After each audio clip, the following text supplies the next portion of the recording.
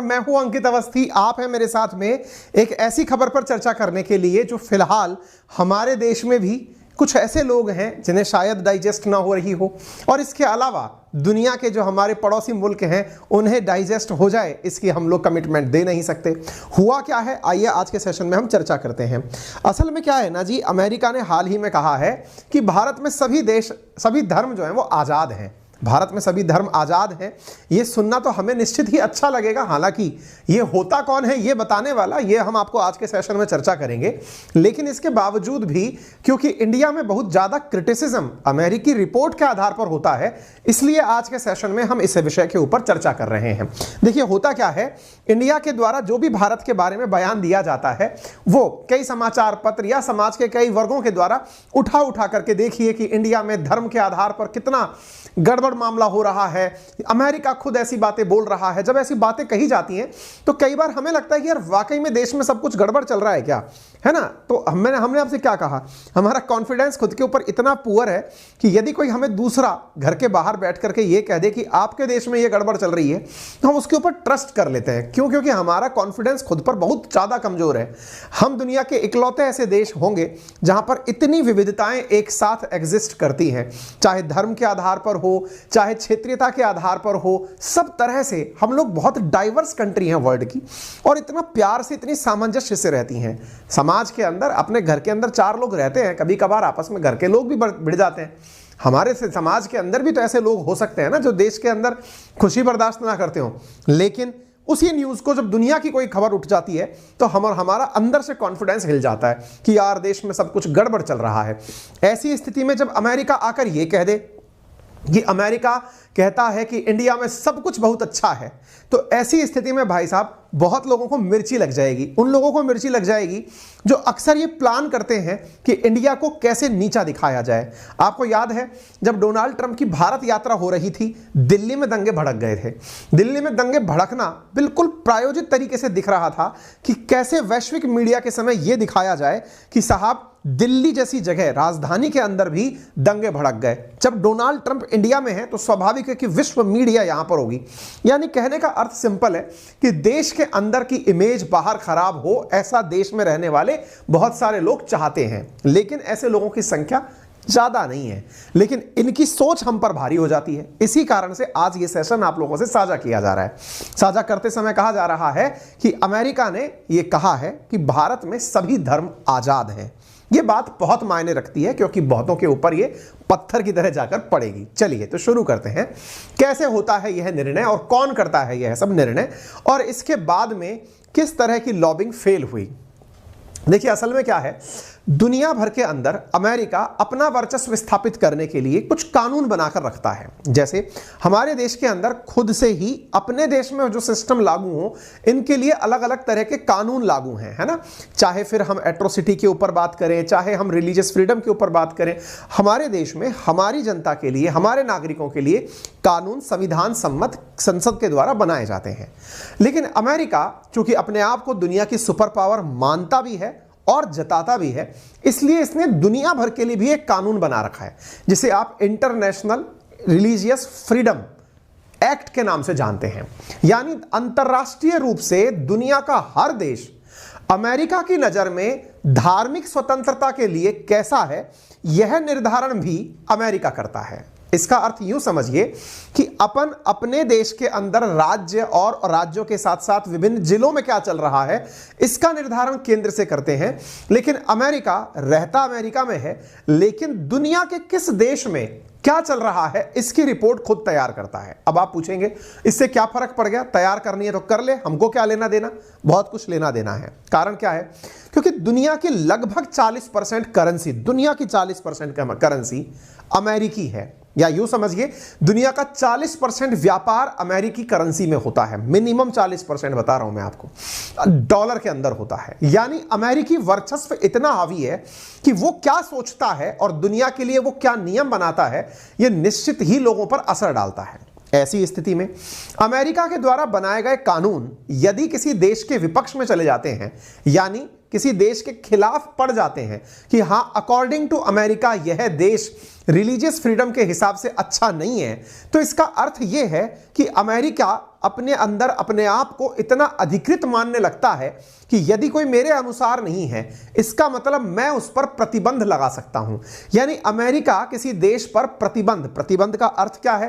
प्रतिबंध का अर्थ यह है कि वह देश किसी अन्य देश के साथ व्यापार नहीं कर पाएगा, या दुनिया को कोई और देश उसके साथ व्यापार नहीं करेगा, या अंतरराष्ट्रीय संस्थाएं उसे लोन नहीं देंगी, लोन देंगी तो लोन की किस्तें बढ़ा देंगी। तमाम प्रकार की चीजें वो दुनिया में लोगों को एकाकी करने के लिए कर सकता है। यह है अमेरिकी सैंक्शंस या अमेरिकी प्रतिबंधों का असर।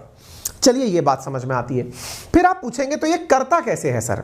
तो अमेरिका ने अंतरराष्ट्रीय रूप से इंटरनेशनल रिलीजियस फ्रीडम को निकालने के लिए, इंटरनेशनल फ्रीडम इंडेक्स के बारे में जानकारी निकालने के लिए एक संस्था बनाई हुई है जिसका नाम है अमेरिका, यानी यूएस कमीशन, यानी United states commission for international religious freedom, USCIRF। ये क्या करता है?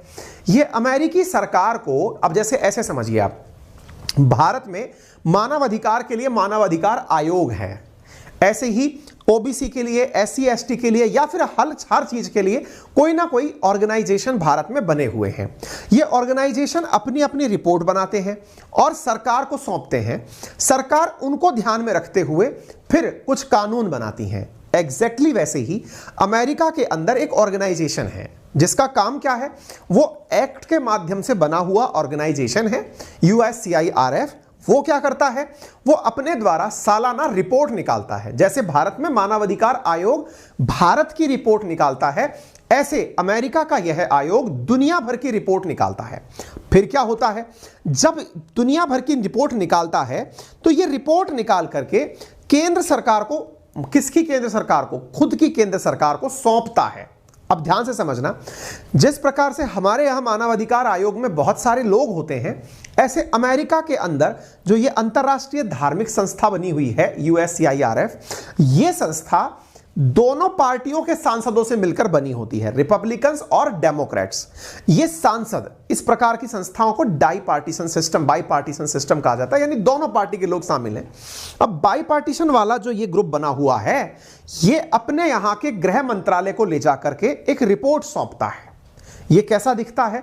आप खुद भी चाहें तो इसको गूगल कर सकते हैं इजीली। मैंने इसीलिए वेबसाइट मेंशन की है USCIRF.gov। ठीक है, ये सालाना रिपोर्ट बनाता है। देखिए ये लिख रहा United states commission on international religious freedom, USCIRF। ठीक है, तो ये करता क्या है? ये अपने द्वारा सालाना एक रिपोर्ट बनाता है, 2022 annual report, international religious freedom report. कौन की है ये? यूनाइटेड स्टेट्स कमीशन के द्वारा एक रिपोर्ट तैयार की जाती है। आप इसे डाउनलोड भी कर सकते हैं, मैंने डाउनलोड करके इसको पढ़ के देखा भी है, आप भी देख सकते हैं, इजीली अवेलेबल है, लिंक यहां पर दिया हुआ है, आप चाहें तो अभी थोड़ी देर बाद गूगल कर लीजिएगा। ठीक है, तो एक तरह से जैसे ह्यूमन राइट की रिपोर्ट हुई, ऐसे ये रिपोर्ट हो गई उनके यहां पे। मैं उदाहरण के रूप में इसलिए रिलेट कर रहा हूं ताकि आप इसको कनेक्ट कर पाएं। अब यह रिपोर्ट ये सरकार को सौंपते हैं। रिपोर्ट कैसी होती है? तो ये रिपोर्ट के बारे में मैंने जैसे बताया आपको, तो USCIRF क्या हुआ? इनके द्वारा इंटरनेशनल रिलीजियस फ्रीडम एक्ट बना हुआ है, उसके तहत स्थापित वो है, और ये अपने द्वारा एक सलाहकार निकाय के रूप में कार्य करती है। यानी इनके द्वारा जो वार्षिक प्रतिवेदन तैयार किया जाता है वो अमेरिका के विदेश मंत्रालय को या फिर गृह मंत्रालय को सौंप दिया जाता है। ये गृह मंत्रालय को जब सौंप देते हैं और उनसे कहते हैं कि ये हमारी सिफारिशें हैं, आप इन पर कार्य करिए और दुनिया के देशों को पनिशमेंट दीजिए। ये रिपोर्ट जब तैयार करते हैं तो दुनिया के देशों को दो भागों में बांटते हैं, सबको नहीं, जिनके साथ इन्हें आपत्ति है। कंट्री ऑफ पर्टिकुलर कंसर्न, जिन्हें आप CPC के नाम से जानते हैं, या फिर countries in watch list, CWC के नाम से, दो प्रकार की लिस्ट तैयार करता है ये। ठीक है, तो USCIRF मैं इसलिए आपको आधारभूत रूप से बता रहा हूं ताकि आपको पूरी प्रक्रिया दर बाई दर समझ में आ जाए, और आप जब बेसिक से समझ जाएंगे तो आप हर चीज पर अपनी राय बना पाएंगे। ठीक है, तो USCIRF हो गया, इसका मुख्यालय वॉशिंगटन DC में हो गया, ये एक सलाहकारी निकाय हो गया, और ये एंटनी ब्लिंकन जो उनके गृह सचिव हैं उनको जाकर के ये अपनी रिपोर्ट सौंप देता है, यानी इक्विवेलेंट टू गृह मंत्री, उसको ये अपनी रिपोर्ट सौंप देता है कि सर ये हमने रिसर्च की है। इतनी बात क्लियर। अब जब ये अपनी रिपोर्ट सौंपते हैं तो यहां पर दो प्रकार के लोगों को बनाते हैं, यानी देशों को दो भागों में बांटते हैं। किस आधार पर? इंटरनेशनल रिलीजियस फ्रीडम एक्ट के आधार पर बनी हुई यह संस्था दुनिया के देशों को दो भागों में बांटती है जिनसे इनको लगता है कि ये गड़बड़ है।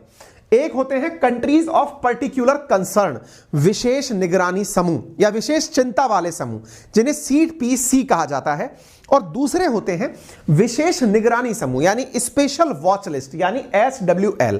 तो दो देश हुए CPC और SWL, और ये दोनों उठा करके विदेश विभाग या गृह विभाग को सौंप दिए जाते हैं।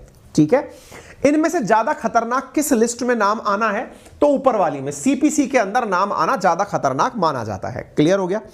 यहां पर सामान्यतया ये अपने जो नाम देते हैं ये अपने साल भर के अध्ययन के बाद ये रिपोर्ट तैयार करते हैं और मंत्रालय को सौंपते हैं। इस बार की जो रिपोर्ट है, कौन सी वाली जो मैंने आपको तस्वीर में दिखाई, 2022 की रिपोर्ट, जब आप इसको डाउनलोड करेंगे तो इसके अंदर जो फ्लो चार्ट खुलकर आएगा उसमें कुछ इस प्रकार से रिपोर्ट दिखाई देती है। आप जब कर्सर डाउन करते हैं तो आपको यहां पर दो लिस्ट के अंदर नाम दिखाई पड़ते हैं, जैसे countries of designation as countries of particular concern यानी CPC, और दूसरी लिस्ट बनती है countries recommended for special watch list, यानी जिन पर चिंता करने की आवश्यकता है वो तो हो गए CPC, और जिनके ऊपर निगरानी रखने की आवश्यकता है वो हो गए CWL, CPC बोल दे रहा हूं, CWC बोल दे रहा हूं, SWL यानी स्पेशल वॉच लिस्ट वाले देश। ठीक है, यहां पर ये जो CPC है ना, इसके अंदर कितने देश शामिल है जरा काउंट कर लीजिए। लगभग 15 देश शामिल हैं। Afghanistan, Burma, China, Eritrea, India. यहां पर ये जो टर्म है ना, आपको थोड़ा सा इस पर निगरानी करनी चाहिए। इंडिया शामिल है इनकी लिस्ट में। कौन सी लिस्ट में? ये एनुअल रिपोर्ट जारी की गई थी उसके अंदर, अप्रैल में जारी की गई। अप्रैल की लिस्ट के बाद नवंबर में फिर से रिमाइंडर दिया गया अपनी सरकार को, क्योंकि इनकी सरकार दिसंबर के फर्स्ट वीक में अपना रिकमेंडेशन देने वाली थी, यानी इनकी रिपोर्ट के आधार पर इनकी सरकार कोई निर्णय लेने वाली थी। समझ में आ रहा है? यानी इन्होंने रिपोर्ट दी सरकार को, सरकार अपना आदेश सुनाने वाली थी कि हां भाई इनके साथ हम सख्त होने वाले हैं। इन्होंने जो लिस्ट तैयार की उसमें कंट्रीज ऑफ पर्टिकुलर कंसर्न में इंडिया का नाम डालकर अपने गृह मंत्रालय को भेज दिया, विदेश मंत्रालय को भेज दिया, सर इस पर आप अपना कार्रवाई करिएगा। जैसे नहीं होता कि भाई हमने अपनी तरफ से इसके अंदर इतने लोग लिस्ट कर लिए हैं, अब इनको पनिशमेंट सुनाइए आप, ये करके भेज दिया। इसमें नाम औरों का भी है, एक है पाकिस्तान, इधर की तरफ चाइना, रशिया, ये सब होने ही है। इंडिया का नाम जब आया तो हमारे मिर्ची लगना तय था। क्यों? क्योंकि साहब अधिकांश देश सिंगल मतलब अगर शब्द में कहा जाए तो धार्मिक रूप से एक ही, यानी कि हम लोग सेक्युलर कंट्री हैं। अगर हम धर्म के आधार पर बात करें तो भाई पाकिस्तान मुस्लिम कंट्री है, यानी वो खुद के बारे में बोलता है कि मैं इस्लामिक कंट्री हूं, यानी इस्लाम ही फेवर करता हूं। वहीं रशिया या चाइना, इनमें रिलीजियस मेजॉरिटी की अगर हम बात करें तो ये पूरी तरह बुद्धिस्ट, ये पूरी तरह कैथोलिक, ये कंट्रीज इस तरह से रन हो रही हैं। अब हम अपने देश की बात करें तो हमारे देश में दुनिया की सबसे ज्यादा डाइवर्स कंट्री, सबसे ज्यादा पॉपुलेशन और सेक्युलर इंडियन कंट्री, इसके बावजूद आप यहां पर हमको डाल देते हैं तो हमें तो बुरा लगना ही था। हमें बुरा लगना था, हमने प्रतिक्रिया दे दी। इंडिया ने अपने द्वारा नवंबर 25, 2022 को इनकी इस रिपोर्ट को खंडित कर दिया कि साहब ये कोई मतलब थोड़ी हुआ, आपने एक संस्था बना रखी है, वो इंडिया के बारे में दो चार लोगों से बातें सुनती है और उस आधार पर बता देती है कि साहब इंडिया जो है वो मतलब एक प्रकार से रिलीजियस फ्रीडम के लिए कंट्रीज ऑफ पर्टिकुलर कंसर्न में रखा जाना चाहिए। हमको बात बुरी लगी तभी तो हमने रिएक्ट किया। तो रिएक्ट करने के बाद में आप यहां पर देख सकते हैं एक ट्वीट। अब ये ट्वीट आपको देखना चाहिए 3 दिसंबर का। हमने कब किया था? अब मैंने आपको पूरा घटनाक्रम समझा दिया है, अब मजा आना शुरू होगा। मैंने पहले फाउंडेशन बनाई है आपकी। तो ये वाली जो कहानी आपने यहां तक देखी, हमने प्रतिक्रिया दी, USCFIR को हमने कह दिया कि भाई हम नहीं मानेंगे इस बात को। अब इसका ट्वीट देखो USCIRF का, क्या ट्वीट है जरा पढ़िए तो। USCIRF is outraged that State Department यानी गृह मंत्रालय did not include Nigeria and India in its latest designation of countries of particular concern under the International Religious Freedom Act, turning a blind eye to both countries, particularly severe religious freedom violation. अर्थ यह है कि हमने अपने द्वारा जिन countries का recommendation अमेरिकी सरकार को भेजा, अमेरिकी सरकार ने आंखें बंद करके इन दो देशों को, नाइजीरिया और इंडिया, अगर केवल इंडिया बाहर निकालते तब तो बवाल हो जाता, तो इनकी सरकार ने क्या किया, नाइजीरिया को उस लिस्ट से साथ साथ बाहर निकाल लिया। तो बोले इंडिया और नाइजीरिया को एक साथ बाहर निकाला गया है, यह विशेष रूप से हमें पच नहीं रहा है भाई साहब। यानी इनकी संस्था ही इस बात को डिक्लेयर कर रही है कि इंडिया को इस लिस्ट में, यानी जो इस लिस्ट में इंडिया को डालकर इन्होंने अपनी सरकार को भेजा था, इनकी सरकार ने अनाउंसमेंट के समय इसका नाम काट दिया। बोले पागल हो गए हो क्या, इंडिया को इस नाम से पुकारोगे, India country of particular concern है, पगला गए हो, काट दिया गया नाम। जब ये बात कटी तो भाई साहब फिर रिसर्च होना शुरू हुई। पता चलता है कि USCIRF लगातार 4 साल से हमें इसी लिस्ट में डाल रहा है, इंडिया बार बार इसको कंडेम कर रहा है। ऐसी स्थिति में USCIRF अब इस बार कहता है कि भाई हम इस बात से बड़े खफा हैं कि इंडिया को इस countries of particular concern list में क्यों नहीं डाला। यही कारण है कि संवाददाता सम्मेलन दिसंबर 7 की यह खबर देख रहे हैं, यानी आज की, यहां पर US स्टेट डिपार्टमेंट से जब यह सवाल एक पत्रकार ने पूछा, क्या पूछा कि इंडिया को क्यों नहीं आपने इसमें डाला, मैं वो सवाल भी सुनाऊंगा, तो आप इधर देखें। तो अमेरिका बोलता है कि अमेरिका ने, India doesn't need to be placed on America's special watch list for religious freedom. क्यों नहीं, तो आइए इधर देखिए, यहां पर कमेंट है, our annual report on religious freedom outlined that concern we have taken note when it comes to India. We continue careful monitor. We will continue to encourage the Indian government to uphold the protect religious freedom for all. We engage official regularly on steps taken in advance religious freedom. ये सुन लीजिए। Only those who have migrated from Pakistan, Afghanistan and Bangladesh. Secretary Dick spoke about it. Vishal Sehgal spoke about it and expressed their concern. So what really is the ये NRC के बारे में बात कर रहे हैं। Well, we released the religious freedom designations on Friday. These designations are based on the totality of circumstances, on the totality of reporting. इन्होंने जो भी बोला वो अखबारों में छप चुका है। अखबारों में क्या छपा है जरा आप देख लीजिए कि US designated Iran, China, Pakistan as a concern of our religious freedom, और खबर निकल के आती है कि इंडिया की डाइवर्सिटी ग्रेट है और हम दुनिया से यही कहते हैं कि will urge it to uphold religious freedom. India home to great diversity of faith, यानी इंडिया के अंदर बहुत बड़ी मात्रा में विविधताएं एग्जिस्ट करती हैं। India of course is world's largest democracy, it's home to great diverse of faith. हमने इसे क्यों नहीं डाला, उसके पीछे का बड़ा कारण है इंडिया इतनी विविधताओं का देश है, वहां पर दुनिया की सबसे बड़ी डेमोक्रेसी निवास करती है, तो ऐसी स्थिति में उसके साथ यह करना जायज नहीं था। उम्मीद है कि आप लोगों को यह बात अच्छे से समझ में आ गई होगी। यह अमेरिकी विभाग के द्वारा दिया गया ऑफिशियल बयान है। US encourages India to fulfill religious freedom commitment, कि आपने धार्मिक स्वतंत्रता को प्राप्त करने के लिए जो प्रयास किए हम उनकी सराहना करते हैं। धार्मिक स्वतंत्रता की तारीफ करते हुए कहा कि भारत विश्व का सबसे बड़ा लोकतंत्र है और सभी धर्मों का घर है।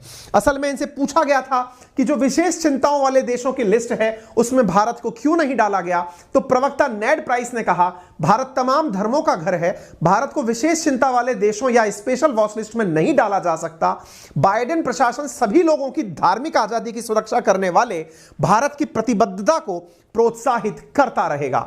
नेड प्राइस ने कहा कि भारत और अमेरिका दुनिया के 2 बड़े लोकतांत्रिक देश हैं, हमने पहले भी साथ मिलकर काम किया है और हम आगे भी साथ मिलकर काम करते रहेंगे। हमारा लोकतंत्र लोगों की जरूरतों को पूरा कर सकता है, हमें धार्मिक स्वतंत्रता जैसे मानव अधिकारों का सम्मान करते रहना होगा, इससे हमारा लोकतंत्र और ज्यादा मजबूत होगा।